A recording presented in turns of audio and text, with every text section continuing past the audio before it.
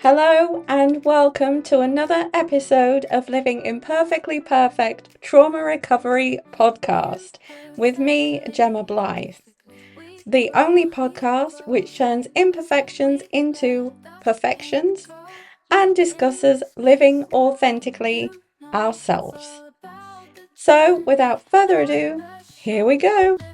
In this week's episode, we will be discussing how I turned my own imperfections into perfections and the Japanese tradition of Wabi Sabi, and how they turned pots that were broken into something truly unique.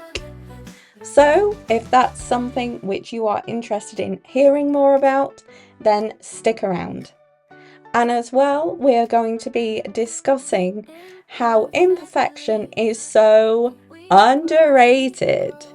So keep listening for more of that. Living imperfectly perfect, it's true. We rise on our struggles, break through. Together we'll find something brand new. 'Cause living imperfect is what we do.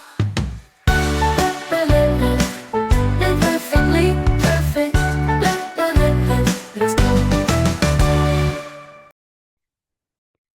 Hello, let's get on with the show. Welcome to the Living Imperfectly Perfect podcast, where this week we're going to be discussing how imperfections are so overrated.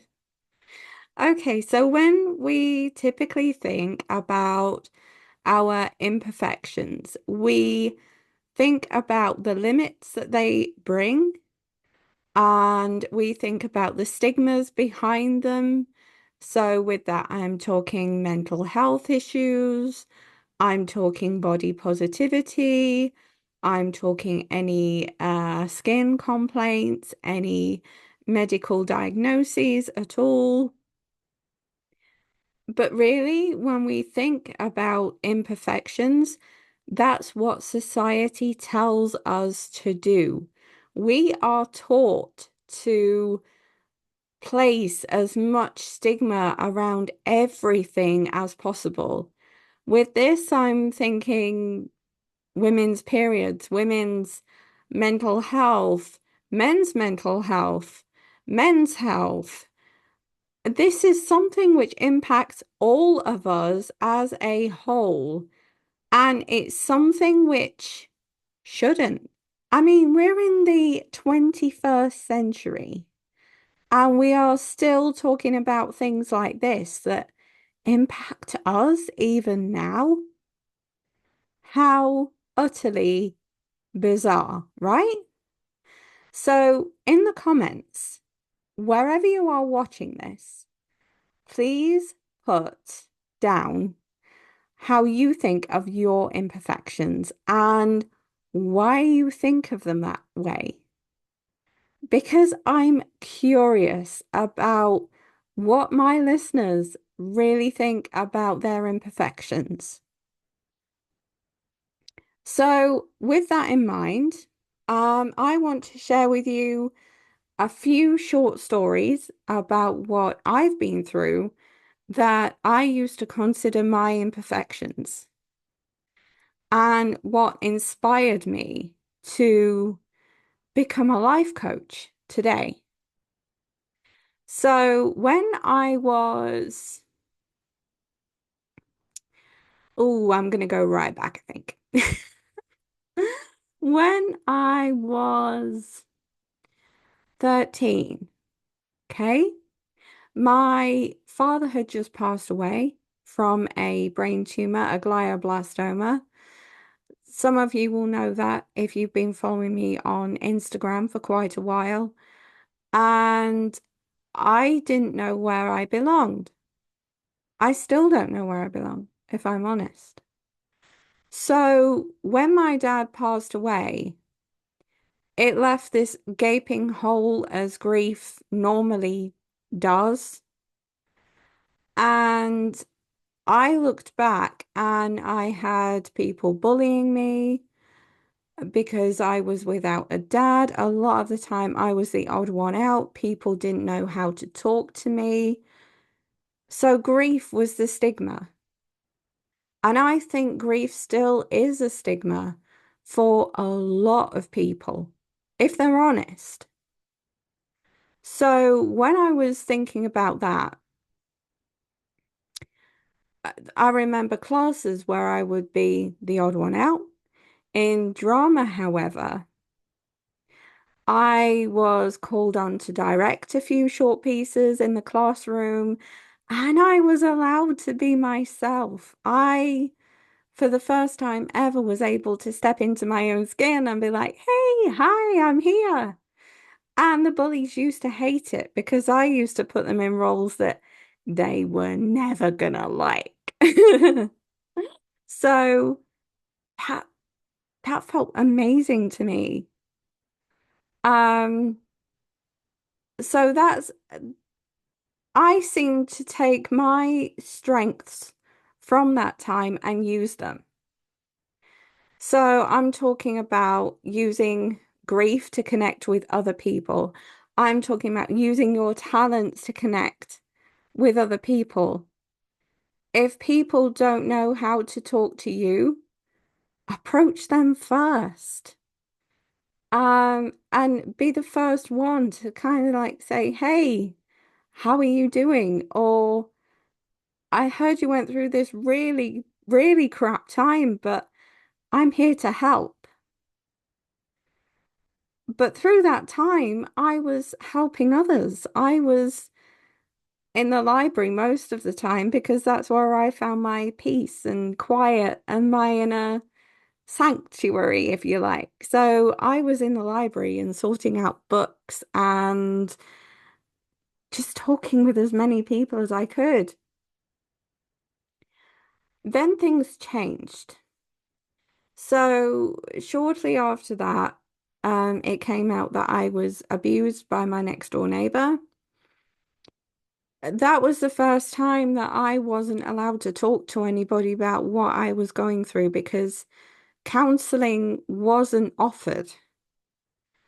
I was getting grief counseling because of my dad passing away, but I wasn't getting counseling to help with what I'd been through.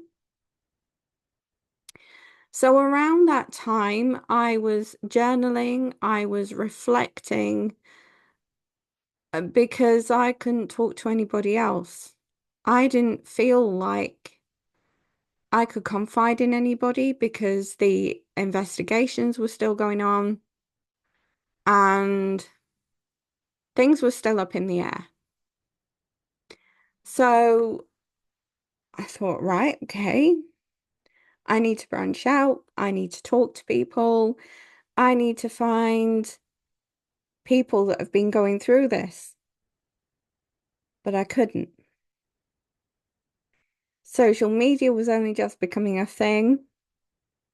Instagram wasn't around back then. If it was small. So I thought, right, okay, it's just me. Then I thought, I'm used to this. So being independent with my schoolwork and everything else, and I thought, I'm used to this. I can do this.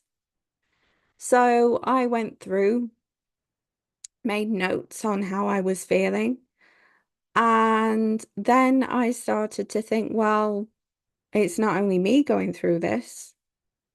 And I knew it wasn't only me going through it. I knew because I'd been silenced that others had been silenced as well that had been going through the same thing. And it wasn't until late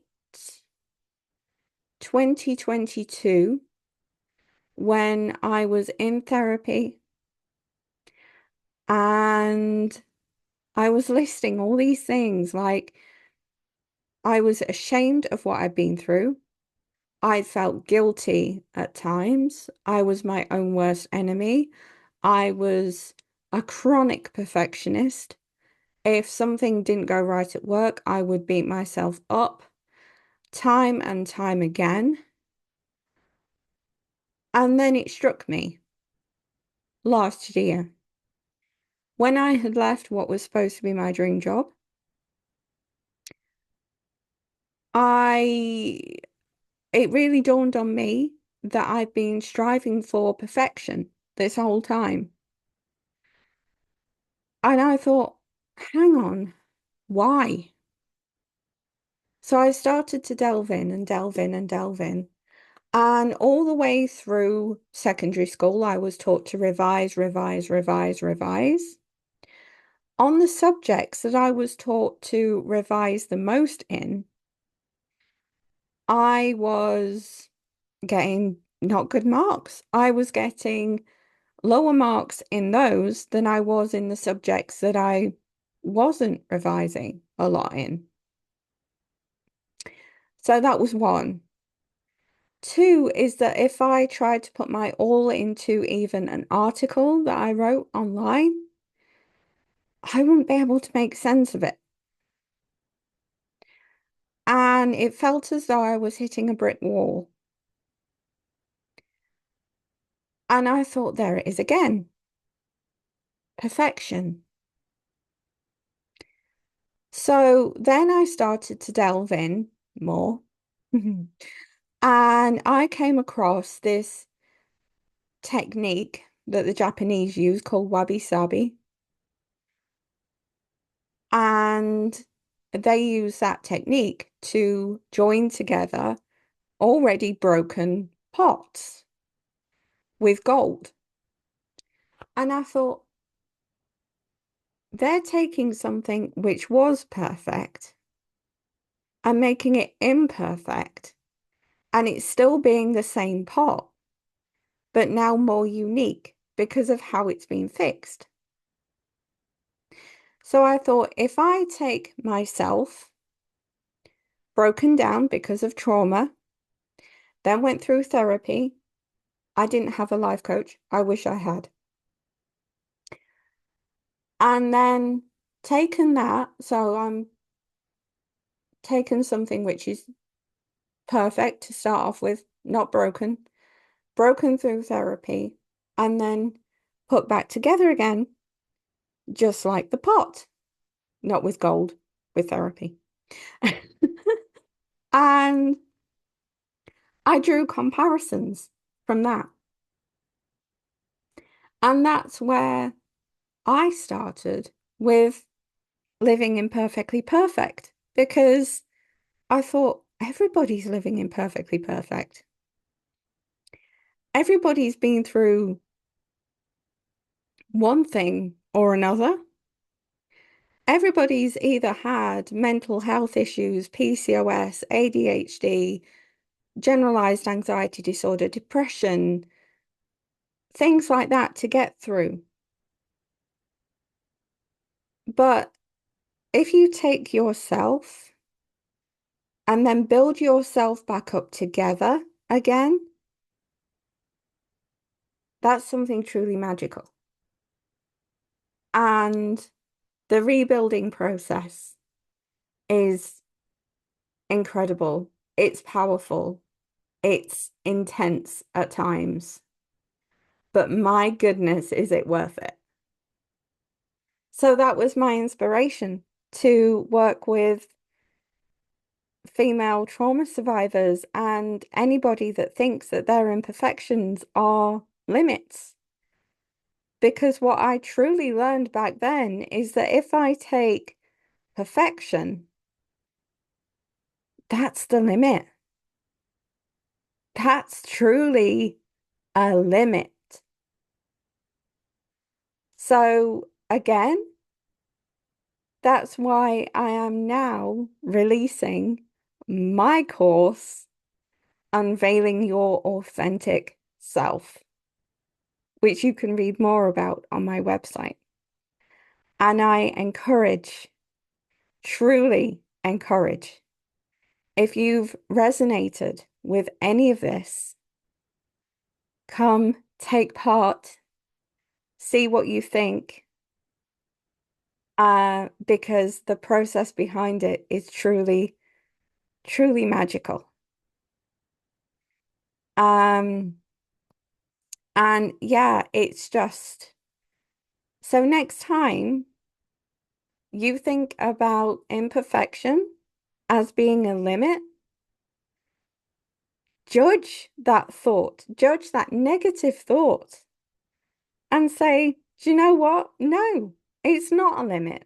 Other people might see it as my limit, but it's not, because it makes me who I am. It makes me perfect. And that's what I want you to say to yourself this morning. So my task to you is to take 5 minutes, look at yourself in the mirror and say, I am imperfectly perfect just the way I am. And then I want you to repost that on social media with the hashtag living imperfectly perfect. We are going to tackle perfection together.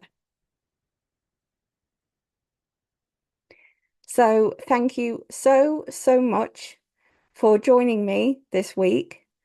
I hope that this has been informative for you, even inspirational, I don't know. But please leave a review, comment, like, share, subscribe. You know what to do. And I will see you next time on Living Imperfectly Perfect Trauma Recovery Podcast. Much love. Sending so much hope to wherever you are.